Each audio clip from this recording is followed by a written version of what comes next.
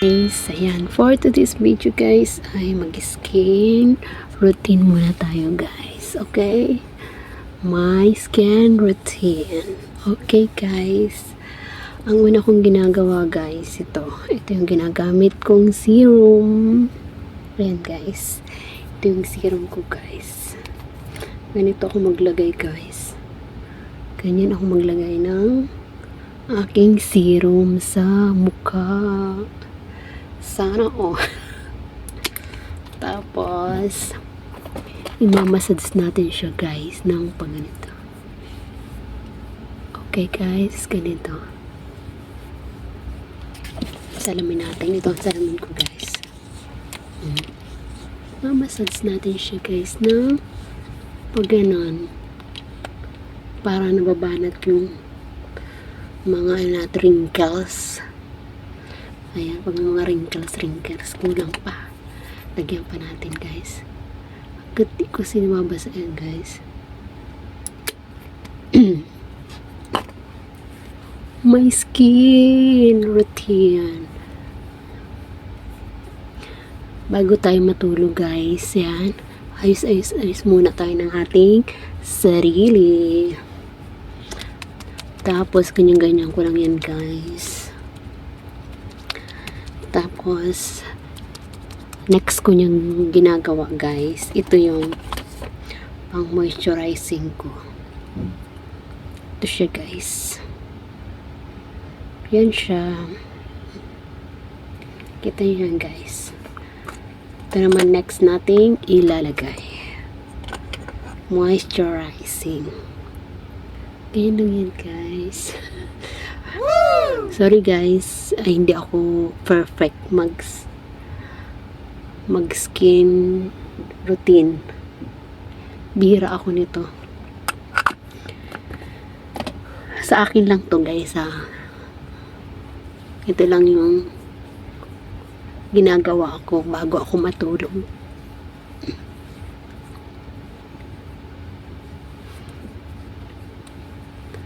Yan, massage ulit.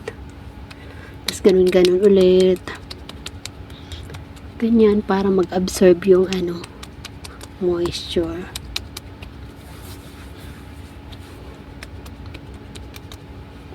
Yan. Tapos next naman natin gagawin guys is ito yung guys yung mga pang booster to guys, pang wrinkles. Yun siya guys. Maya guys. 5 minutes guys. 5 minutes. Okay. And then ilalagay lang natin to guys dito sa may mga area na to. Diyan. Yung parang yung mga wrinkles. Tapos dyan. Tapos dito. Tapos yung mga dito natin. Yung mga line. May mga line natin dyan. Yan yung ganyan. Diyan natin ilalagay. Yan.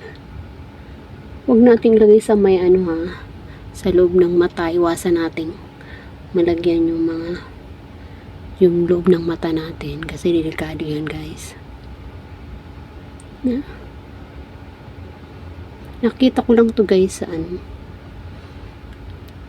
sa Google. Ginugel ko lang to guys. Kasi ito guys, bigay lang to sa akin ni Ate Cha. Tapos ang ginawa ko, ginugel ko kung paano to i-apply sa ating mukha. Libre lang to guys ng TikTok. O diba? Nabigyan tayo. San ka pa? Libre na to guys. Tapos, ganun ka natin. Kala mo professional. Hindi pa ako professional guys na nag-skin routine. Tinitingnan ko lang to guys sa Google. May pikas kasi ako guys. Tapos itong serum na ginagamit ko, recommended to sa akin nung yung sa bilihan ng mga skincare. Doon talaga mismo sa bilihan talaga ng skincare dito. $70 lang.